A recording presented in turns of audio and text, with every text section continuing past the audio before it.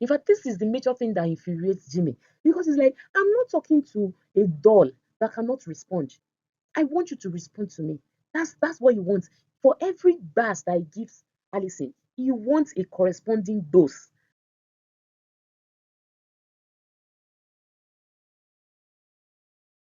Hello everyone and welcome back to my channel. My name is Auntie Lara. As you already know, in this lesson we are going to be treating comprehensive practice questions and answer in literature for this coming UTME examination.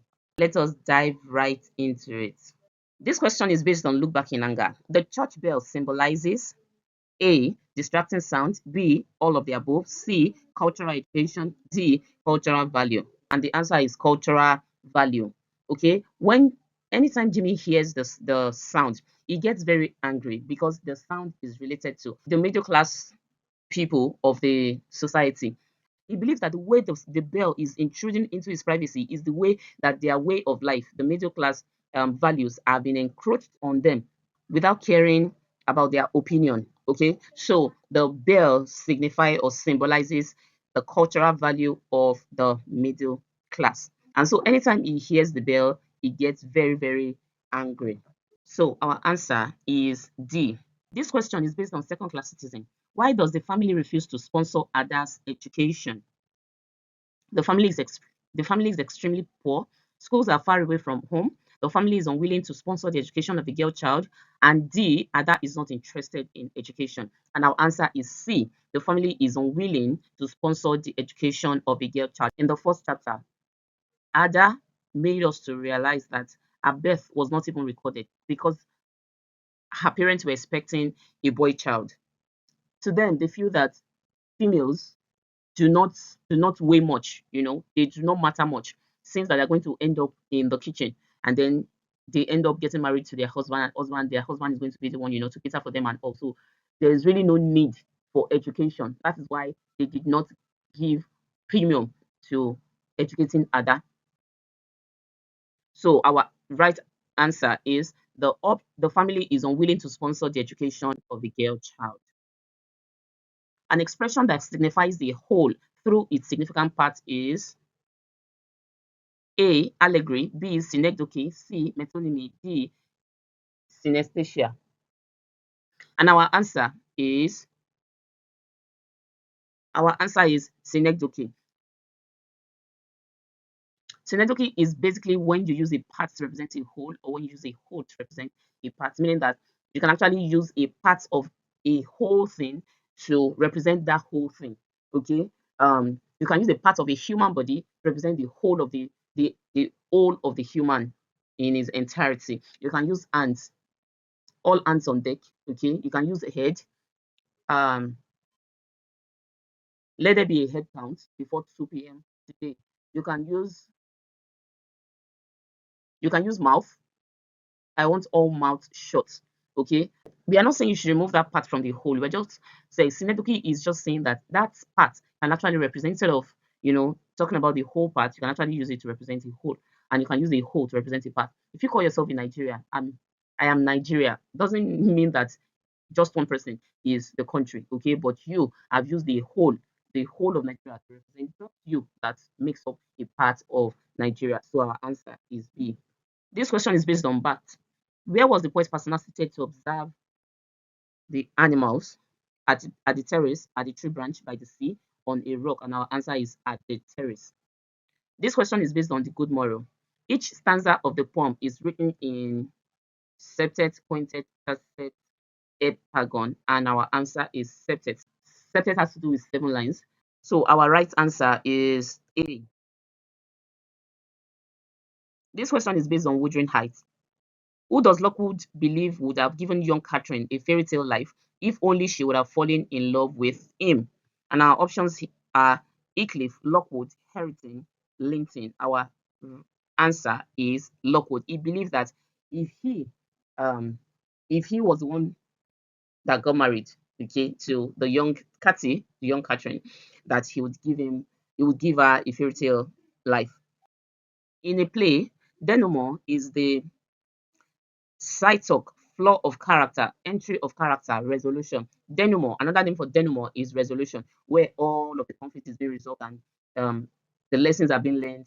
Uh, Punishment is being given to those who deserve it. Rewards is being given to those who deserve it. You know, sense happily ever after, or everything conflict is basically resolved in the resolution. So is it that you see denouement or you see resolution? This question is based on unexpected joy at dawn. Nee is portrayed as a loving and caring husband to his wife, Ebook, Massa, Linda, Massa, and our answer is Massa. Nee's wife before her demise was Massa, and Massa lived basically all her married life very, very sick. So much that Nee had to juggle up several jobs just to make sure that he's able to get medication for her.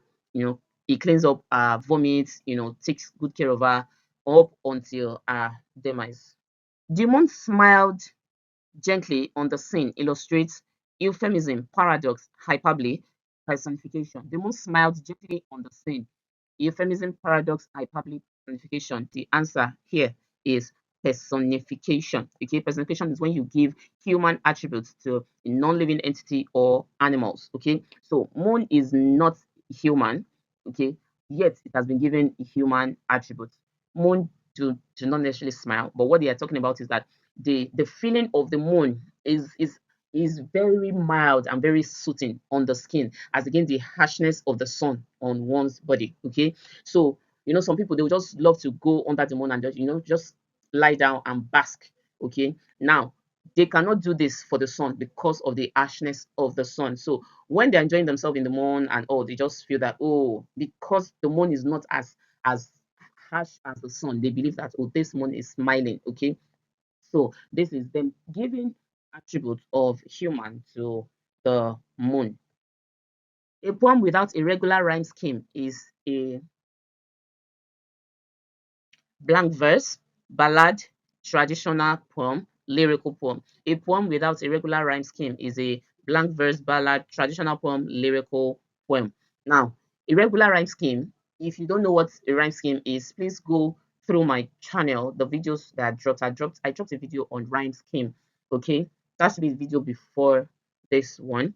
Dropped a video on rhyme scheme. Please go and watch that video so that you can understand better what we mean by regular rhyme scheme. So if you have a poem that the poem might have um a structure in the sense that it might be written in four lines, like that, and it might have a specific structure, all right, and it might have rhythm, but there are no rhyme scheme. It doesn't have. You cannot at the end of the poem, each of the words that are in the line of the poem, you cannot like put a rhyme scheme to it. So when you see such prompts, you just say that this prompt is a blank verse. Okay, is a blank verse. But when you talk about free verse does not have rhyme and it does not have structure, meaning that the first stanza can actually be written in 4 lines, the second stanza can be written in 7 lines, the next stanza can be written in 2 lines. It's just it's so not coordinated.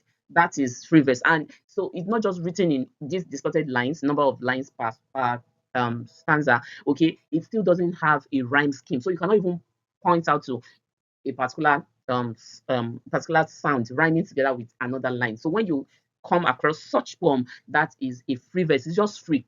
The poet does not have time, no time to waste time. Everything. As long as the message is passed, that's it. Okay. But for a blank verse, the poet will still be intentional about the structure of the poem. Say, okay, I want everything to be in four lines. I want to make a specific, I want to pass a specific message in this first stanza, just with these 4 lines. I want to pass on that specific message in this second stanza, just with these 4 lines. You understand? So when you look at it, it's so coordinated and neat, okay, but it just doesn't have a rhyme scheme, okay, at the end of it.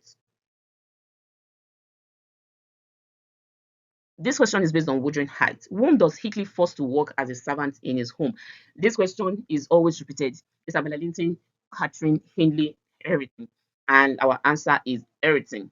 And the reason is because it's just like what what the Bible said that our father ate the sour grape and the children's teeth are set on edge. Yeah. So I just want to use that, to explain this. Okay. Recall that inheriting is um Recall that Eriton is Hindley's son, and Hindley made Heathcliff. And Hindley took revenge on Heathcliff by making sure that Heathcliff lives or goes out to live with Joseph on the farm at the servants' quarter. You understand? Because of what Heathcliff made his father do to him. Okay, that's a long thing, but to cut the long story short, um, everything was Ingley was sent out of the house to a private to a hostel, okay, to go stay in a hostel by his father because of Heathcliff, okay, because he was tired of the rancor going on between the two of them, and he was showing favoritism towards Heathcliff, and Heathcliff used that to his own advantage. So because of Heathcliff, who was not even Mr. Enshaw's legitimate son, Mr. Enshaw had to send his own legitimate son, to the hostel, and this infuriated Hindley. And so, after the demise of Mr. Enshaw, Hindley returns with Frances, that is Hindley's wife, and he decides to take revenge on Heathcliff, on everything that he made him go through. Okay, so of course, he took it in good stride. Now, after Hindley's death, Heathcliff made sure that Hindley's son, Harrington, faces the same thing that his father made him go through by making sure that everything works as a servant. He denied him education and makes him, speak this vulgar and foul language so much that you will not even think that everything is from at least a respectable home.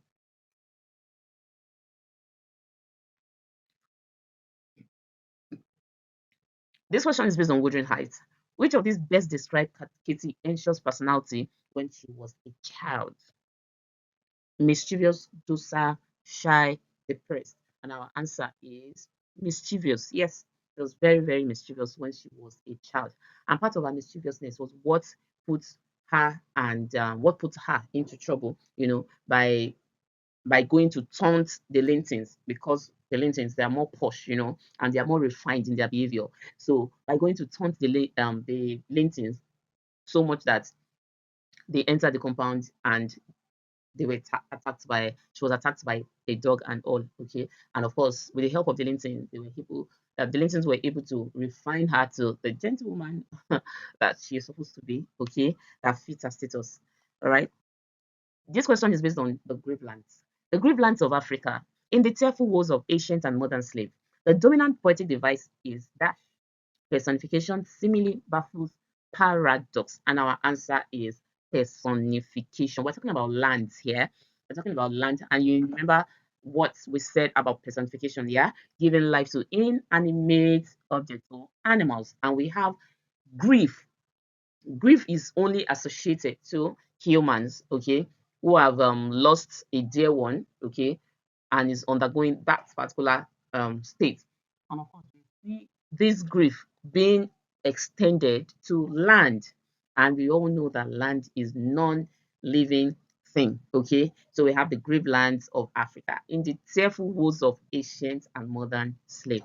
Okay, so we have personification there. This question is based on Wuthering Heights. Over the course of the novel, which character claimed to see Catherine's ghost? Joseph and Nellie, Edgar Linton and Heathcliff, Heathcliff, Ayrton, Catherine and Joseph, Lockwood and Heathcliff. And our answer is Lockwood and Heathcliff. If you've read the novel, you'll recall where Lockwood was asked to sleep in the late Catherine's room, and he had almost a nightmare that looks like, real, seeing Catherine by the window, holding on to his hand and asking him to let her in because the cold outside was too much. And then Heathcliff also seeing Catherine later on, okay, very close to his death. This question is based on Lion and Jewel. It can be inferred that Cidi's portrait in the magazine causes her to lose her composure and insult Sadiku, all of the above, confronts Baruka to mock his impotence, refuse to marry Lakunle Div Literature, and our answer is all of the above. Her picture on the magazine really brought out another side of her that we did not know. Okay, she became very insultive, she became very proud, and of course, she became vain. Okay, so our answer is all of the above. This question is based on the line and Jewel. Why did Baruka reveal his sudden impotence to his first wife, this Sadiko? He did it for fun, for Sidi to let her guards down. He wants to know her reaction. He wants to know how much she loves him. And our answer is B, for Sidi to let her guards down. Recall that we have the lion and we have the jewel. Okay, Baruka is not only referred to as the lion, he's also referred to as the fox because of his cunning ways. So he knows that with the recent pictures of CD in the magazine, CD already knows her worth, and CD um would not want to have anything to do with him, okay, paying the ballet, and he decided to go the other route. And of course, he knows that the only person that can execute this very well is his first wife, Sadiko. Recall that Sadiko was inherited by him. That's their tradition. Sadiko was Okiki, Baruka's father, youngest wife before Okiki's death. Now, after the demise of Okiki, Baruka, being the son, becomes the ballet, and it's their tradition that they inherit the last wife of their father. All right, so he had to inherit. So even if he doesn't love her, he doesn't have a choice than to inherit. Okay, so after inheriting her as the first wife, then he can now go ahead to now marry other wives. Okay, so he knows that Sadiko has a flaw, and her flaw is her mouth, her cho cho cho, and he used that to his own advantage by lying to Sadiko that he had lost his impotence, and he made it so real, so much that he started complaining bitterly about how Okiki, his own father, still fathered the child way above 70 years of age, and him he's not even up to 70 years, and he cannot even you know and Sadiko believed it, hook, line, and sinker. CD, being CD, as gullible as she is, okay, decides to go and taunt him that, oh, now that I know how beautiful I am, let me go and taunt him. He will just only be able to see, he will not be able to touch, not knowing that the fox had already, and so CD leaves for the palace. And of course, we all know what happened there. He would hear the heavy, uneven breathing of the child. It was as if she was carrying a weight with great effort up a long hill. He prayed again, Father, look after her. Take away my peace forever, but give her peace. And this is called from Graham Greene, The Heart of the Matter. Now, the question is, the man's reaction to the presence of the dying child showed tolerant, compassionate, loving, prayerful, and our answer is loving. For a father to say, you see all this pain that this girl is going through, give them to me. Just let her. That shows a very loving father. This question is based on line and jewel. The jewel of the play is, we already know that, Lakuni Aila to CD, Sadiko, and our answer is CD. The expression, the ripest is the saddest encounter, is an example of metaphor, euphemism, hyperbole, paradox. The ripest is the saddest encounter, and our answer is paradox. Okay, you know that paradox is a figure of speech whereby when you look at that statement at first it doesn't make any sense, or at a closer look it starts to make sense. And when you look at this expression, the ripest is the saddest encounter, it really doesn't make any sense. Like, the ripest is the saddest encounter. The ripest means that you're going to enjoy it now, as against the one that is not ripe. But the thing about it is that because it is the ripest, you cannot enjoy it for long. Okay, the enjoyment is just for a very little time, after which it decays and dies. Okay, so it's the more it ripens, the more is going towards its end. This question is based on second class citizen. What did Francis do with Ada's manuscript? He dashed it, burns, tears, sells, publishes, and our answer is burns. Now, Francis can be likened to some men who feels very, very insecure about their spouse's success and achievements. They have the opinion that their wives should not be better than them, should not make more money than them, should not, have influence or affluence than them. And Francis's case is to the extreme, so much that even the whites gave Ada accolade that Ada had written a very good script, and they encouraged her to go publish it. And Ada, being a good wife, decided to carry her husband along to say, "Oh, babe, see, this is what I have written, and it's been endorsed by my colleagues at work. They feel that it's very good and all." And Francis, being Francis, knowing fully well that if that is being published, that her fame and everything just going to come out. And he doesn't want that. He wants her to still be, you know, as poor as she should be according to his own standard. And he goes ahead to burn it, saying that you are doing too much. Ibuza women like women in Ibuza are not supposed to be going this extra mile. Okay, they're supposed to just be under their husband, let their husband control them, you know, and not be doing all of this. And so he burns her brain child. This question is based on a government driver on his retirement.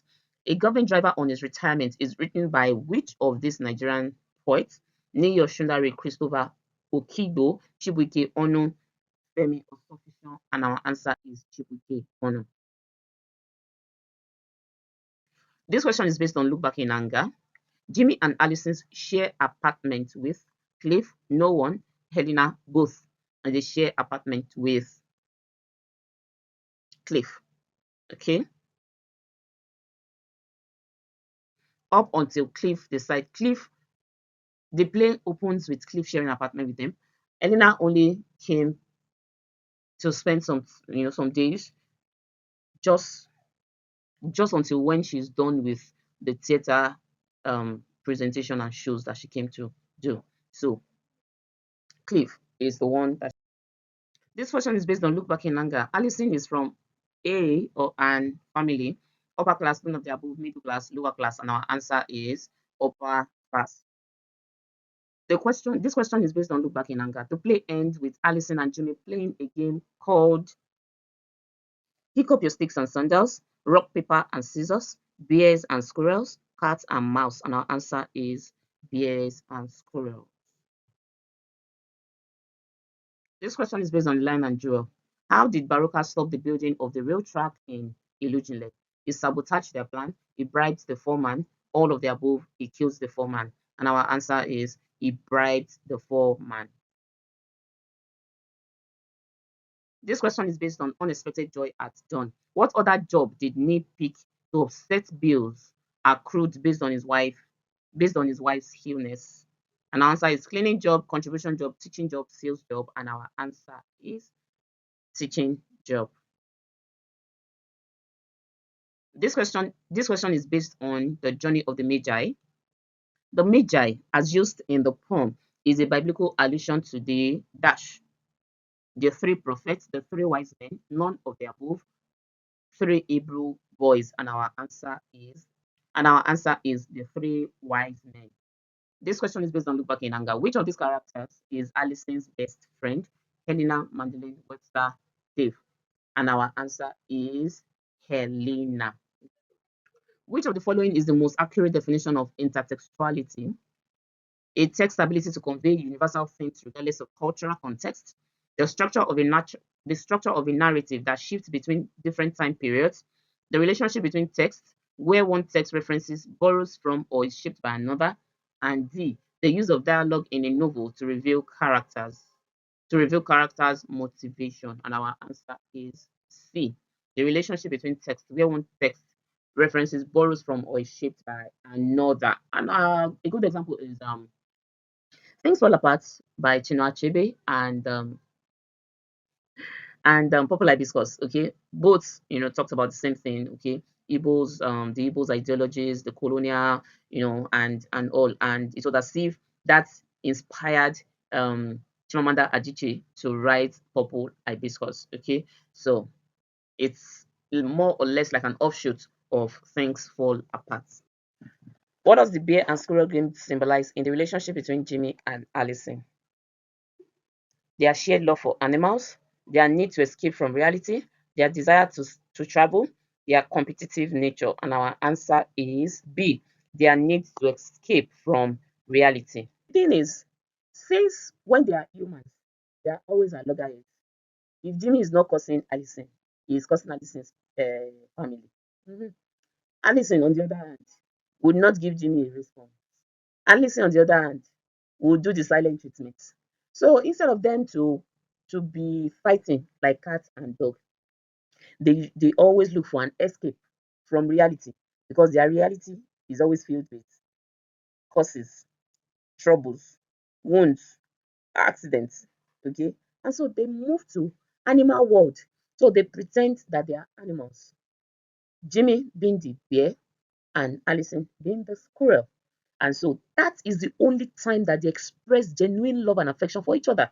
Because animals, They don't have much sense. There's no, I'm currently with you. Oh, I'm not going to talk to you. Oh, your mom, you know what your mom did to me? They don't have that. They show affection to each other. They do this. They meet with each other. They procreate. So going to escaping the reality and the harshness of life and moving to the animal world, being bear and squirrel is the only way they can be sane, or the only way they can express genuine affection for each other. And so they kuma go there every time if they feel that they are getting too, everything there is too in the real world is too they move here to the animal world. What is the main theme explored in Look Back in Anger? Class struggle, friendship, revenge, love. And our answer is class struggle. From the beginning of the play to the end, Jimmy always complained about how that the middle class people are not looking down on the working class people. How that he had managed, even though it is scholarship, to get himself educated just so he can leave this working class. But even with his education, he's still not able to move himself, he's still not able to climb up the social ladder. And so this infuriates him and makes him lash out at everything that represents the upper class or represents the middle class. Example, Elena and Alison. What is stream of consciousness in literary terms? A form of poetic verse that focuses on repetitive sounds and rhythms. A style of writing that emphasizes detailed and realistic description of settings. A narrative technique that attempts to replicate the natural flow of a character's thoughts, emotions, and memories. A third-person narrative where the author gives insight into the thoughts of multiple characters. And our answer is C. A narrative technique that attempts to replicate the natural flow of a character's thoughts, emotions, and memory. Okay, so stream of consciousness, because of course we readers, we are not witches and wizards, so we cannot read the mind of the character. So this stream of consciousness will bring out the thoughts so that we readers can know what is going on in the character's mind. Okay, so whatever the character is thinking, we can hear, we can see it, we can know it. Okay, we can feel the emotion because we are reading it, we cannot see the characters' faces. Okay. What central theme is explored in Neil Oshundari's poem The Leader and the Led? The importance of wealth in relationships, the responsibility of leaders towards their followers, impact of technology, the inevitability of conflict in governance. And our answer is D. There cannot be a peaceful governance, especially when it comes to this election and choosing a leader. There will always be conflict. You can't see all these opposition parties. You can't see them in unity. You can't see them united. No. So there is no way.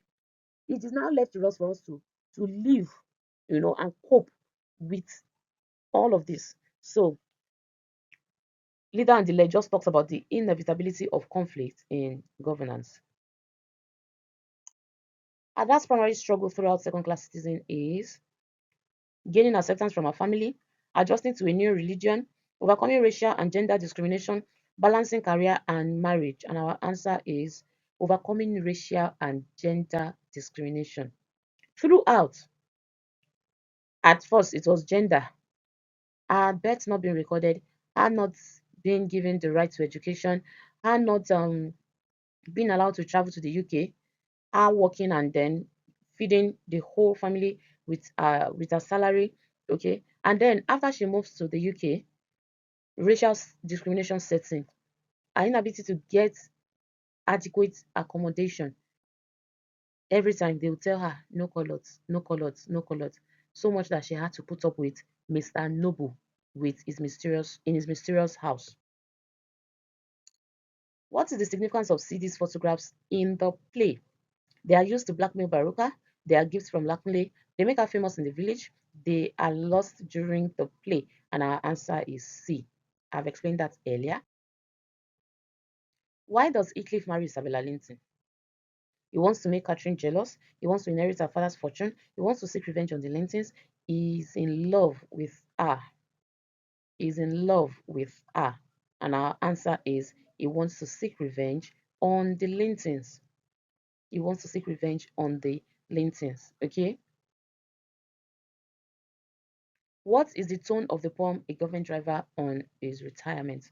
Reflective and sober, angry and resentful, humorous and sarcastic, joyful and celebratory. And our answer is joyful and celebratory. So even when he died, they didn't use a strong word to tell us that he actually died. Okay. So the tone from the beginning, the tone was joyful and said, even when he boots, okay, home to rest in peace. It will take time for you to now say, rest in peace, okay? So they didn't even cut our joy short, even when they know that the government driver had eventually died. As the chains clatter, the prisoner's groans, grunts, and gasps illustrate metaphor, euphemism, personification, onomatopoeia. And our answer is onomatopoeia. Okay. When the sound suggests their meaning, okay. So groan, grunt, gaps, okay, it suggests pain, it suggests agony, it suggests suffering, okay, and that is what onomatopoeia does. Who is the lion in The Lion and the Jewel? CD, Lakunle, Baruka, Sadiko. And our answer is Baruka. What is the relationship between Catherine Henshaw and Heathcliff? Siblings, friends, cousins, adoptive siblings, and lovers. And our answer is D. They at first they were adoptive siblings, as Catherine's father, that's Mr. Henshaw, adopted Heathcliff.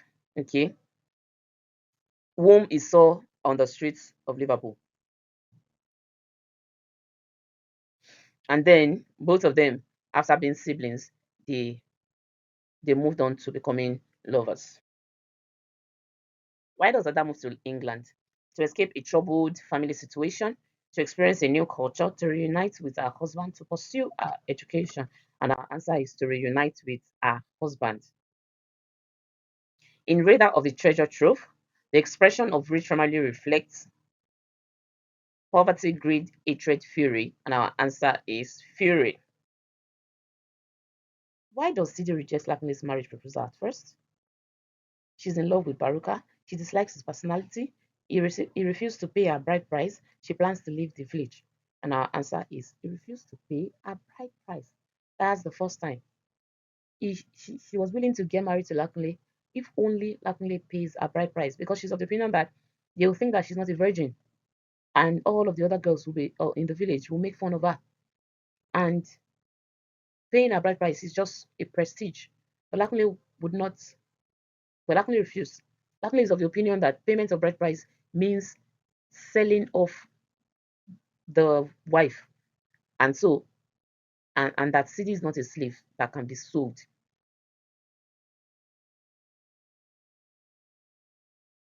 What does the cage bird symbolize in Maya Angelou's poem? Oppression and desire for freedom, freedom and independence, happiness and commitment, beauty and elegance. And our answer is oppression and desire for freedom. How does D.H. Lawrence convey the bat's characteristics in the poem? By contrasting it with other animals, through bright, vivid imagery, through dark and ominous imagery, by depicting it as a social creature. And our answer is through dark and ominous imagery. Okay. Pipistrello, using comparing it to wings like umbrella, piper, comparing the sound, all of this, all of this imagery shows his displeasure with the mammal. How does Francis treat Ada in the novel?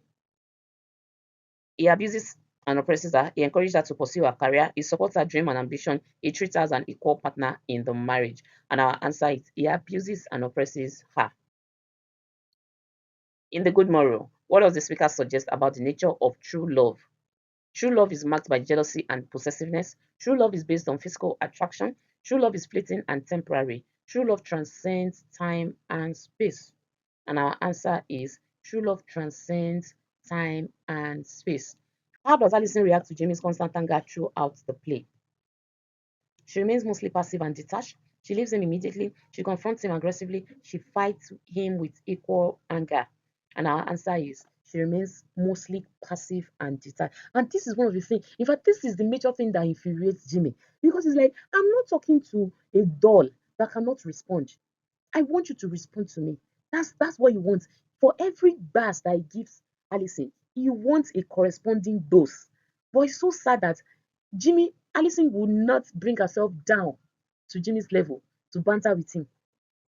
This kind of thing really did not happen in the upper class where she's from. So it's so strange that Jimmy will just keep ranting, keep cussing, and well, instead of her just exchanging words with him and bringing herself down to his level, she refused and just keeps quiet. Now, her silence gives Jimmy a headache, and it makes Jimmy want to curse her the more, want to curse her family, want to, do everything that will just make her show any emotion, whether it is anger, whether it is happiness, whether it's, but lie, Allison would rather be straight faced and mute than give Jimmy the light of the day by answering him.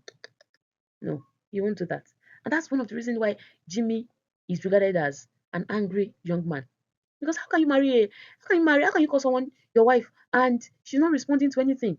She's not responding to your pains, she's not responding to your status, she's not responding to Haba. Okay, let's move on. What does the black woman symbolize in Senghor's poem, Black Woman? The richness and pride of African heritage, the oppression of African women, the beauty of African landscape, the fertility of African soil. And our answer is the richness and pride of African heritage.